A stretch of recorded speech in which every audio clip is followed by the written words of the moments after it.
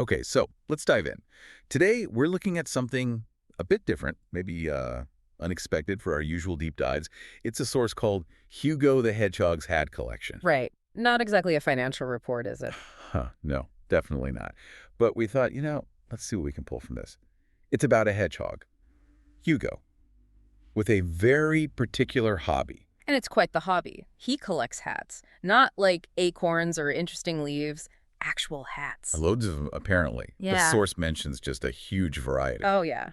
Big ones, tiny ones, top hats, rain hats. hmm There's even one detail I loved, a spaghetti strainer he calls his noodle helmet. The noodle helmet. See, right away, that tells you something about Hugo. Definitely a character. And it wasn't just about having lots of hats, was it? It was about mood. Exactly. He'd pick one based on how he felt. So if he felt fancy, maybe it was the feathered fedora. Or silly, there was a banana peel beanie. That's in there, too. It is. And a bubble wrap turban for feeling mysterious. But the key thing, the rule. He never threw any away. Huh? Ever. That's the crucial part. Not even, I think the source mentions, one with squished jelly beans on it. Yeah. Diamond, so obviously this leads to a bit of a A problem. logistical one, yeah. His place was getting seriously full. Packed wall to wall, it says. Mhm. Which brings us to the main event, really, the Forest Fashion Festival. Ah, yes. Hugo gets invited. And naturally, He wants to bring all the hats. all 147 of them. And you just picture it. How does he even try? Well, his solution is creative. He stacks them, all of them, on his head. A giant wobbly tower of hats on a small hedgehog. What could possibly go wrong? Well, the wind, for starters, a big gust comes along and boom. Oh no, hats everywhere. Everywhere, scattered all across the forest, his entire collection just gone. Poof. He must have been devastated. Sitting there hatless. Totally. Nope. But this is where the story takes, a really interesting turn. It doesn't end there. Right, because it wasn't just him sadly picking them up again. No. What happens is the other animals start showing up, and they're wearing the hats. Sit out. Seriously. Yeah. The source describes it really vividly. Like a deer walks by in a cowboy hat, a raccoon looking smart in a chef's cap, A squirrel in a disco helmet. Doing pirouettes. shouting, "I'm fabulous," apparently. And the owl.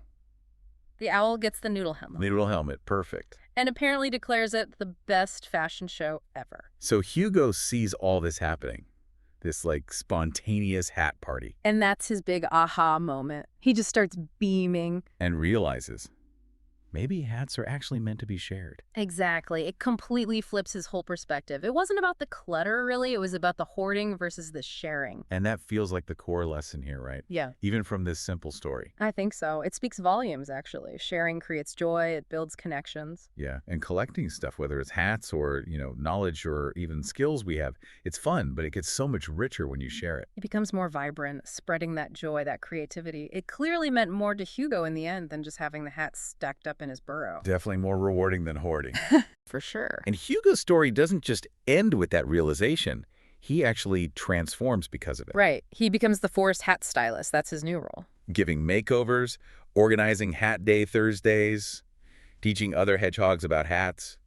He found a whole new purpose. A shared purpose built around his original passion. So connecting this back, Mm-hmm.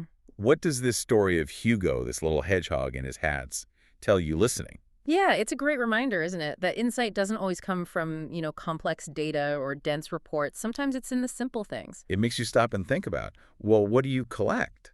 What do you hold on to? Is it physical stuff? Is it expertise, talents? Are you keeping it all stacked up like Hugo's hats? Or are you finding ways to maybe let a little wind blow through it? See what happens when you share. Yeah. Which brings us to that final thought for you to mull over.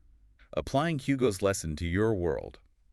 What kind of unexpected, maybe even wonderful fashion show might kick off if you decide to share your unique collection, your skills, with the people around you?